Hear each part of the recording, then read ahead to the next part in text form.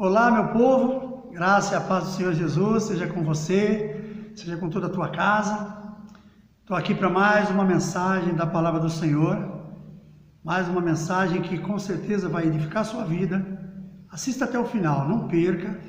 E depois que você assistir, não deixe de colocar o seu like, compartilhar com as suas redes sociais, divulgar, porque o nosso objetivo, como eu sempre falo, é fazer com que esta palavra seja semeada em todos os corações. Isso aí nos ajuda muito, você vai nos ajudar muito fazendo isso. Então eu peço a você que me ajude, nos ajude entrando nesse canal e fazendo essa diferença. Tá bom, meus queridos? Nós vamos agora para uma breve vinheta e logo em seguida estaremos dando início a mais uma mensagem da palavra do Senhor.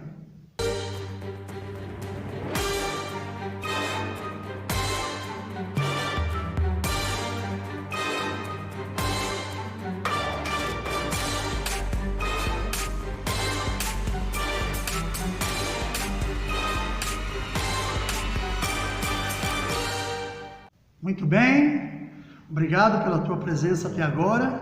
Eu queria convidar você nesse momento a abrir a palavra do Senhor, se você estiver de posse dela, no livro de Mateus, capítulo 25. Nós vamos ler aqui a partir do verso 31. Aqui fala sobre o fim do sermão profético, a vida eterna e o castigo eterno. Diz assim a palavra do Senhor: E quando o Filho do Homem vier em sua glória, e todos os santos anjos com ele, então se assentará no trono da sua glória. E todas as nações serão reunidas diante dele, e apartará uns dos outros, como o pastor aparta dos bodes as ovelhas. Porá as ovelhas à direita, mas os bodes à esquerda. Então dirá o Senhor aos que estiverem à sua direita: Vinde benditos de meu Pai, possuí por herança o reino que vos está preparado desde a fundação do mundo. Porque tive fome, e deste-me de comer. Tive sede, e deste-me de beber. Era estrangeiro, e hospedaste-me. Estava nu, e vestiste-me. Adoeci, e visitaste-me. Estive na prisão, e fostes ver-me. Então os justos lhe responderão, dizendo: Senhor, quando te vimos com fome e te demos de comer, ou com sede e te demos de beber? E quando te vimos estrangeiro e te hospedamos, ou nu e te vestimos? E quando te vimos enfermo ou na prisão e fomos ver-te? E respondendo o rei lhes dirá: Em verdade vos digo que quando fizestes a um destes meus pequeninos irmãos, a mim o fizeste. Amém, queridos? Então eu queria nesse momento deixar para a gente aí uma mensagem, que é uma mensagem que é a mensagem do fim.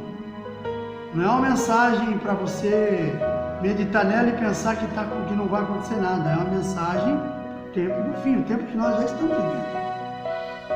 A Terra já passou por muitas situações, a humanidade passou por muitas situações, mas agora, como a gente costuma dizer, a coisa vem se estreitando.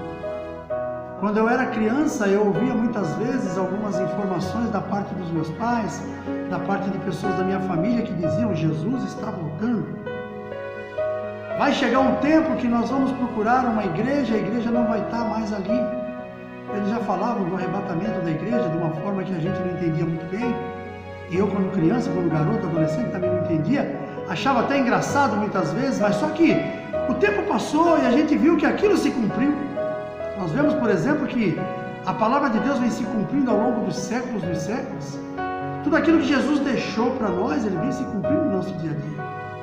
E aqui nesta passagem, como nós lemos aqui no capítulo 25 de Mateus, ele já tem uma passagem anterior que fala das 10 virgens, contando também a mesma situação, que seria a volta de Jesus e como você vai viver com ele a partir dali. E aqui, quando fala desse sermão profético, ele fala de uma separação. Veja que Jesus aqui nesse momento, quando ele fala do rei, ele não fala sobre arrependimento, não fala sobre nada disso. Ele não fala que o pastor vem junto os bodes e as ovelhas, dá mais uma oportunidade para aquelas pessoas se arrependerem e aí sim ele tomar as providências. Não, ele não fala isso. Nesse momento, quando ele vir aqui, vai ser para separação total.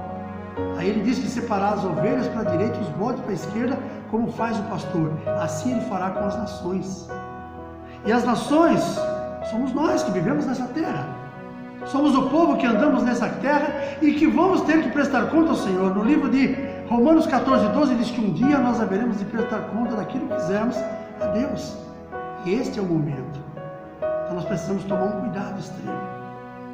Talvez, querido, a maior tristeza na vida de uma pessoa não seja ver os seus filhos, seus entes queridos, gastando sua vida nas coisas deste mundo. Mas quando isso chegar ao final e não ter a opção da salvação, pois a vida e as escolhas erradas já determinaram a sentença. Eu quero dizer para nós neste dia, nesta mensagem, que aquilo que nós fazemos, aquilo que nós escolhemos para a nossa vida no nosso dia a dia, é quem vai dar aquilo que vai ser o resultado no final da nossa história.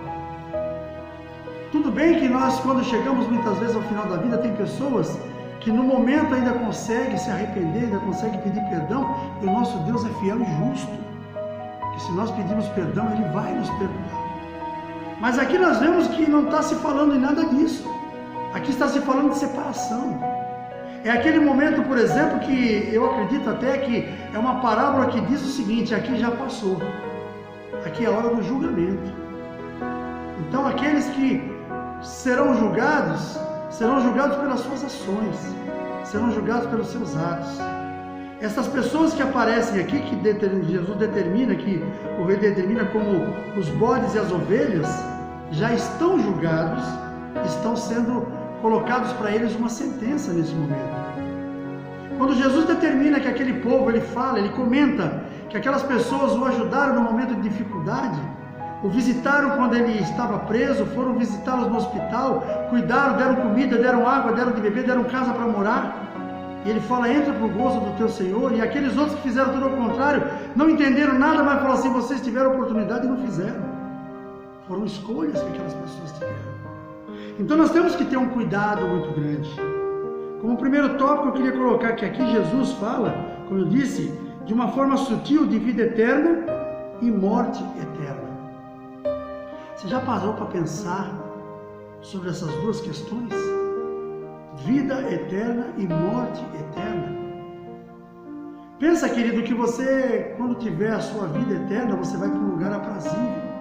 Você vai para um lugar abençoado, onde não haverá mais dor, não haverá mais tristeza, onde você vai poder viver a eternidade ao lado daquele que te criou.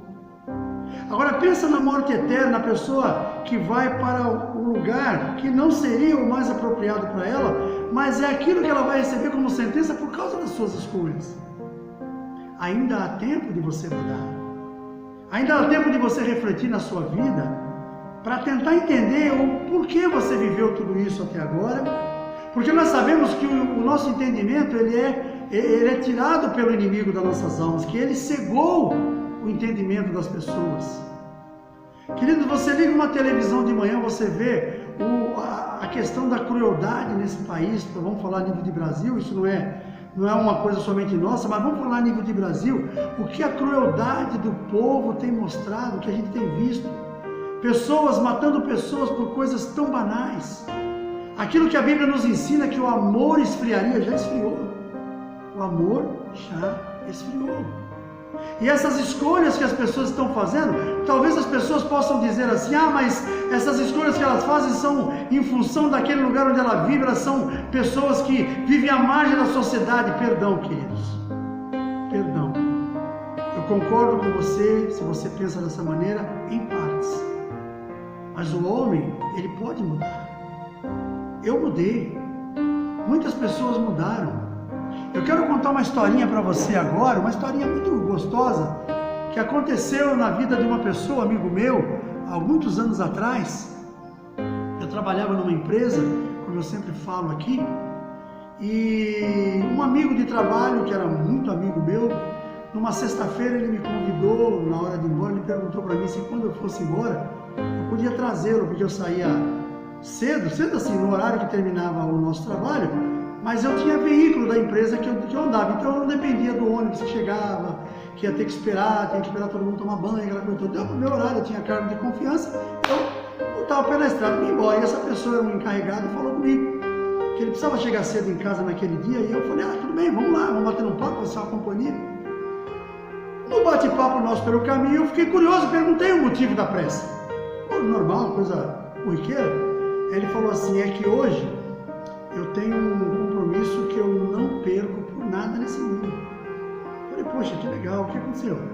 Falou, uma menina, que é minha afilhada, está se formando jornalista. Eu falei, poxa, meu irmão, que legal, parabéns para ela, olha, eu nem conheço, mas eu fico feliz. Ele falou, mas não é só por isso o problema. Eu falei, mas o que é o problema? Ele falou, olha, o fato dela estar se formando jornalista é uma vitória na vida dela, com certeza. E isso muito nos alegra saber que ela conquistou isso. Ela fez a escolha certa, ela foi atrás, ela lutou e ela está perseverando e hoje ela está se formando para uma faculdade aqui da nossa região. Mas a questão principal não é essa. A questão principal é o perfil dessa moça com relação à sua vida. Eu falei, como assim? Não estou entendendo. Ele falou, essa moça que é minha filhada, ela nasceu quando eu trabalhava numa empresa, conheci o pai dela lá, o pai dela era um pedreiro, e ele fez muita amizade comigo, e essa amizade nos chegou ao ponto de quando essa menina nasceu, esse padrasto, o pai dela me pediu para ser padrinho de casa de batismo, e eu fui com a minha esposa. Cresci, vi essa menina crescer, acompanhei o crescimento dela, ajudei na medida do possível, como padrinho, como amigo da família. E eu sempre percebi nessa menina uma força muito grande. Algumas coisas que me mostrou. Primeiramente, ela era uma moça de cor negra. E a gente sabe que no nosso país, mesmo não sendo um país que se diz ou que se declare um país que seja racista, mas nós sabemos que há muito racismo no país. E isso é uma coisa maligna, não deve ser admitido. O racista ele tem que ser punido no rigor da lei, porque isso não é maligno, isso não é de Deus. Então ele falou, o primeiro passo foi esse, que essa menina era uma menina de cor, uma menina negra. Naturalmente deve ter sofrido muito com aquilo ali. Segunda parte, o pai dela um pedreiro, a mãe uma diarista. Terceira parte, morando numa área de comunidade aqui da nossa região, cresceu ali no meio do tráfico de droga. Cresceu ali no meio do funk, no meio dos boquinha da garrafa, cresceu no meio, mas ela nunca se dobrou para isso. Essa menina sempre se manteve limpa ali, cuidando da vida dela, estudando. O pai e a mãe cuidaram dela com todo o carinho. E ela entendeu essa gratidão, ela foi grata aos seus pais e a Deus, e ela conseguiu, através do seu esforço, alcançar uma faculdade. Passou lá 4 anos, eu não sei quantos anos para fazer uma faculdade de jornalismo, e essa moça estava naquele dia colando grau. Olha que coisa linda! Por isso que eu não concordo que a pessoa que está vivendo na vida às margens da sociedade, ela está vivendo por culpa da sociedade. A sociedade tem a sua parcela de culpa, mas o maior culpado é ela mesma. Porque ela não foi forte o suficiente para ela entender que a vida dela não se resumia àquilo que ela estava vivendo. Queridos, eu sou nascido num bairro que poderia se dizer que era igual a uma comunidade quando eu vim morar aqui. Eu cresci nesse lugar aqui, correndo atrás de pipa, jogando bolinha de gude, correndo atrás de rã nos dias de tempo de chuva. Mas isso nunca me tirou do caminho correto.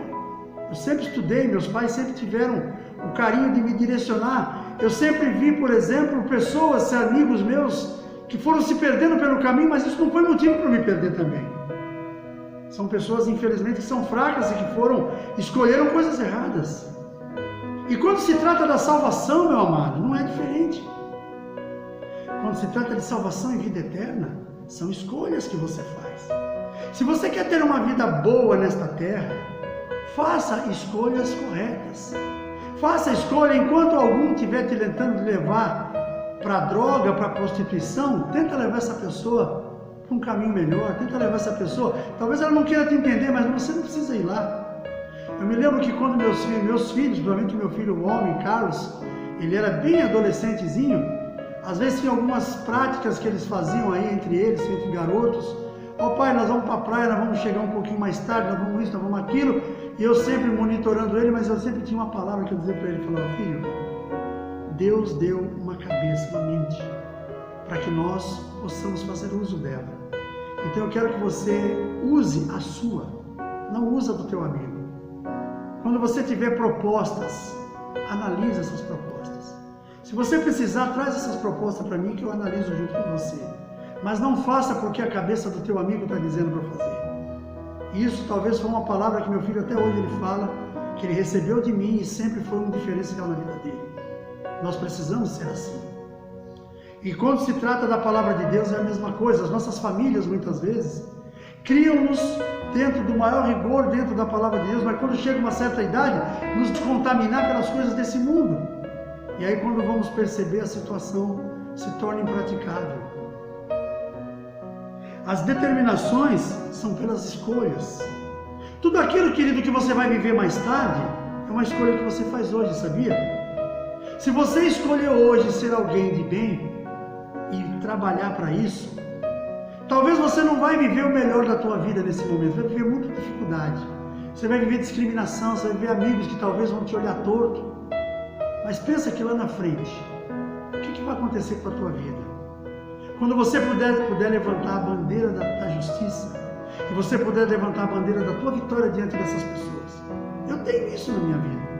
Eu tenho muitos amigos vencedores, que nós juntos caminhamos, e hoje eu posso contemplar a vitória desses amigos também, pessoas que são humildes, são simples, são pessoas que estão bem, mas infelizmente eu vi amigos que ficaram pelo meio do caminho, e que se eu tivesse seguido o conselho deles, eu teria ficado também, porque eu também sou homem, eu também tenho sentimentos, eu também sou propenso a erros, eu não sou infalível, eu não sou alguém, por exemplo, que determina que na minha vida não vai acontecer, ponto final, eu tenho que lutar contra isso. Eu tenho fortalezas dentro de mim que precisam ser combatidas. Até mesmo hoje, como pastor, eu tenho coisas dentro de mim que precisam ser tiradas. De tempos em tempos eu tenho que fazer uma faxina espiritual. E é o que eu aconselho para você também fazer. Faça uma reflexão de tudo aquilo que você já viveu. Veja onde você errou, volte lá naquele ponto onde talvez você desviou um pouco do caminho e volta para o caminho certo, volta para os trilhos. Porque vai chegar o dia que Jesus vai separar os bodes das ovelhas, assim como o pastor faz, que na realidade serão as nações. E aqueles que estiverem de acordo com a palavra de Deus, receberão vida eterna. Mas aqueles que não estiverem, infelizmente o que a palavra de Deus diz é, vai para o fogo eterno. Aparta-te de mim que não vos conheço. Olha que coisa dura. O que é um filho, por exemplo, que passou uma vida inteira duvidando da fé dos seus pais, achando que os seus pais são tudo meio maluco, que aquilo ali é bobagem, mas vai chegar um dia que se ele não tomar os devidos cuidados, ele vai perceber que o pai dele, a mãe dele estava certo, que a sua família estava certa, só que salvação é individual. Salvação não é algo que eu vou para a glória porque meu pai foi, ou porque minha mãe foi. Eu não vou para a glória porque o meu pastor foi. Eu vou para a glória porque eu aceitei Jesus. Eu confessei Jesus na minha vida, eu andei segundo a vontade dele. Essa é a pegada.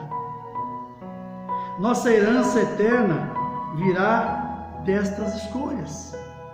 Qual herança você quer ter na vida, meu querido? A herança eterna, não estou dizendo dessa terra. A herança dessa terra é fruto do seu trabalho. É fruto realmente também das tuas escolhas, mas é fruto do teu trabalho. A herança eterna é fruto da tua fidelidade espiritual. É fruto da santidade. É fruto de você caminhar com o Senhor. É fruto de você respeitar os seus mandamentos, andar segundo a vontade dEle.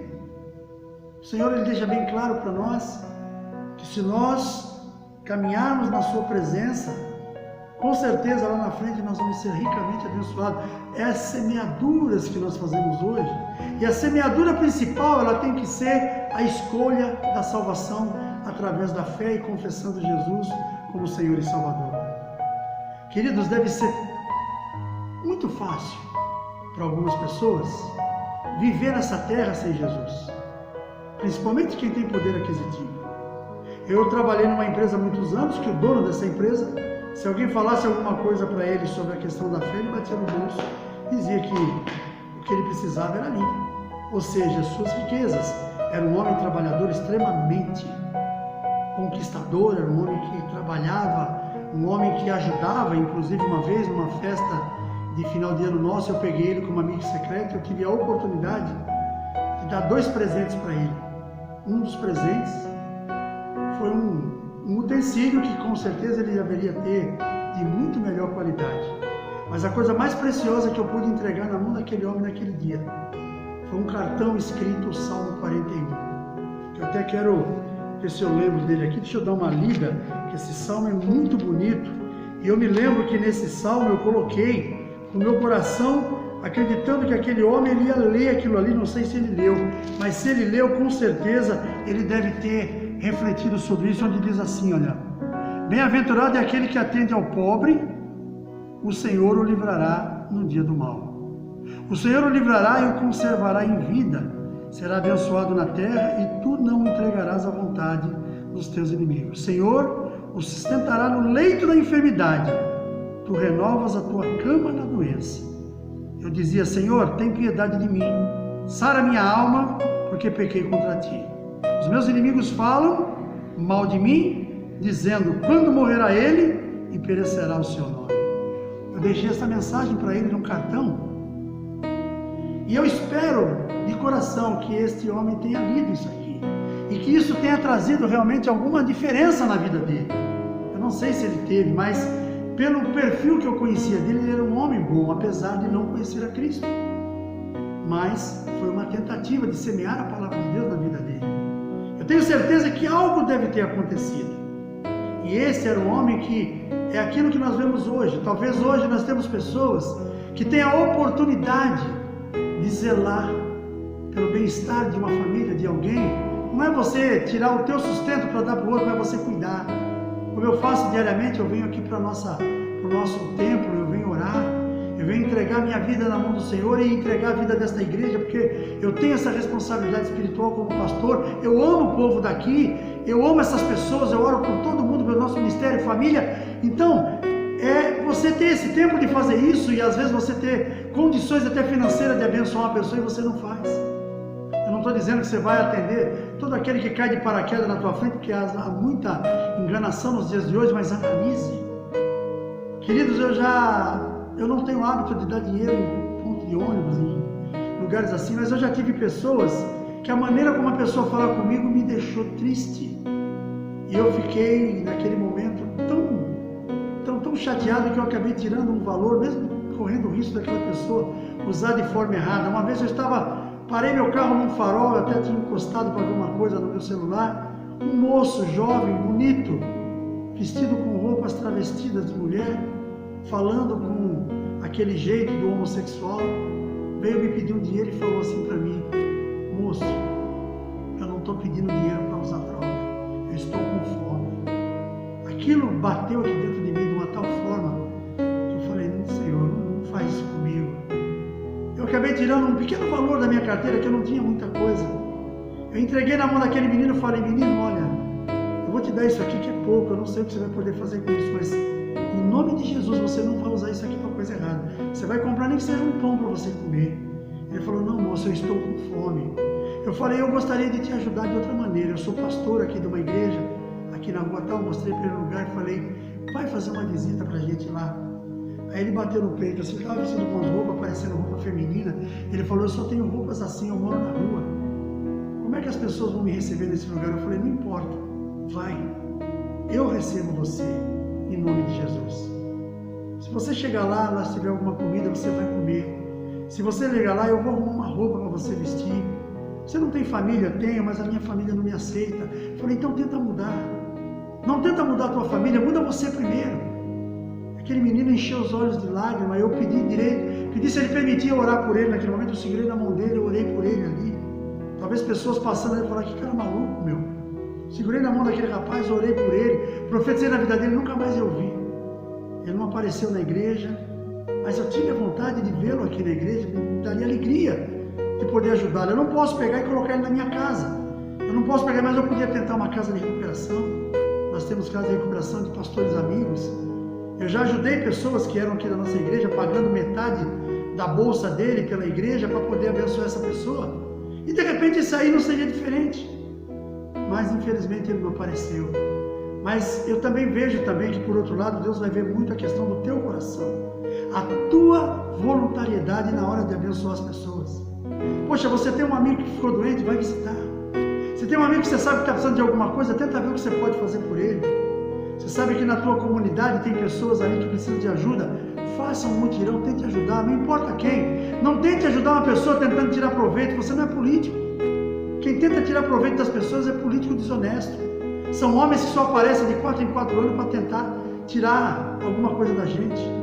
Para você, meu irmão, você, minha irmã, que você é um homem ou uma mulher que está aí vivendo a sua vida, buscando o melhor para você e para a sua família, procure dividir um tempo para você poder abençoar as pessoas, porque o nosso Senhor tem deixado essa mensagem para nós, que um dia Ele há de separar os bodes das ovelhas, assim como os pastores fazem, e aquele que esteve de acordo com aquilo que a palavra dele determinou, vai para o gozo eterno. A outra parte, infelizmente, não. Então eu venho falar hoje dessa mensagem, uma mensagem que nós estamos vivendo nos dias atuais. Nós não podemos, eu já falei, eu não tenho hábito de trazer mensagens de coisas fabulosas, posso trazer alguma mensagem falando de coisas muito boas, mas sempre voltado para a santidade, voltado para a busca, voltado para aquilo que realmente nós precisamos diante do Senhor. A maneira como abrimos ou reagimos neste tempo em relação aos necessitados, principalmente, é nosso passaporte para a vida ou morte eterna, sabia? É a maneira como você reage. Eu não estou dizendo para você, querido, que você tem que abrir a tua porta para receber qualquer um que cai de paraquedas ali. Analise. Se você faz parte de uma comunidade evangélica, leve essa pessoa para lá. Mostre Jesus para essa pessoa. Eu tenho tentado fazer isso, não é fácil, mas eu tenho tentado. Você mostra Jesus para aquela pessoa, vai chegar um momento que essa pessoa ela vai acabar compreendendo, porque o Espírito Santo é quem convence. Não somos eu e você. E para encerrar, querido, o amor é o maior mandamento que Deus nos deixou. O amor, ele é algo assim que muda a história de uma pessoa. E eu quero ler aqui rapidamente 1 Coríntios 13, a partir do verso 1. E depois eu quero encerrar contando uma situação vivida por um sobrinho meu, que na época ele contou esse testemunho, foi muito legal, porque a gente vê que a palavra Jesus, ela tem um poder muito grande. E quando eu falo aqui sobre o amor ser o maior mandamento, a palavra de Deus diz assim, no livro de 1 Coríntios, capítulo 13, diz assim, ó, ainda que eu falasse a língua dos homens e dos anjos e não tivesse amor, seria como metal que soa ou como sino que tine. E ainda que eu tivesse o dom de profecia e conhecesse todos os mistérios de toda a ciência, e ainda que tivesse toda a fé, de maneira tal que transportasse os montes e não tivesse amor, nada seria. E ainda que distribuísse toda a minha fortuna para sustento dos pobres, e ainda que entregasse o meu corpo para ser queimado e não tivesse amor, nada disso aproveitaria. Parece controverso aquilo que Jesus fala no livro de Mateus 25, a partir do 31, né? Mas não é não, é a realidade. Ali, quando ele fala sobre aquela questão de você ajudar, de você ir, é um ato de amor. É um ato de amar uma pessoa, independente de você conhecê-la. Independente daquela pessoa ter feito alguma coisa de bom para você alguma vez na vida. O amor, ele não é sofredor. O amor, ele não abusa. O amor, ele não desdenha. O amor, ele pratica. O amor, ele ama. Pensa nisso.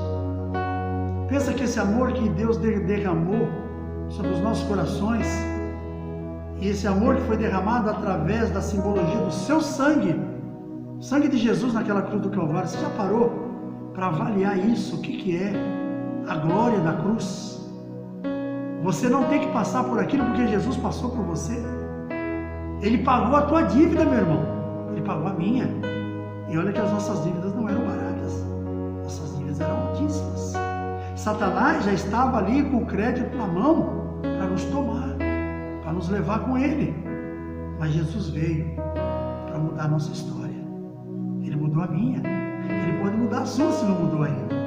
Com certeza, se você abrir o seu coração, se você entregar a tua vida nas mãos do Senhor, como eu li ontem, na abertura do nosso culto, Salmo 37, verso 5, entrega teu caminho ao Senhor, confia nele e tudo mais ele fará. É a questão da confiança, da fidelidade. Pensa nisso, meu amado. Pensa que nós estamos vivendo o tempo do fim, as cortinas dessa humanidade, da atual sociedade já estão se fechando. Aquilo que a Bíblia falava que aconteceria já está acontecendo. Aquilo que haveria de ser cumprido, que está no livro que fala do princípio das dores, a partir do capítulo 24 de Mateus, já se cumpriu todas elas. Só não se cumpriu ainda, talvez, o alcance de todos os 4 cantos da terra pelo Evangelho. Mas imagina hoje com a internet, com o advento da internet, como é que não está isso? Isso está por um fio. Nós estamos por um fio de alcançar a glória de Deus, o reino de Deus. Só que para que alcancemos isso, precisamos estar adequados àquilo que o Senhor nos colocou. Eu quero orar com você nesse momento, consagrar a sua vida, a minha, e depois eu vou fazer as considerações finais. Feche seus olhos. Senhor, meu Deus, obrigado. Chegamos, Senhor, ao final de mais uma mensagem. E eu creio que esta mensagem pode trazer algo novo ao coração dos meus irmãos.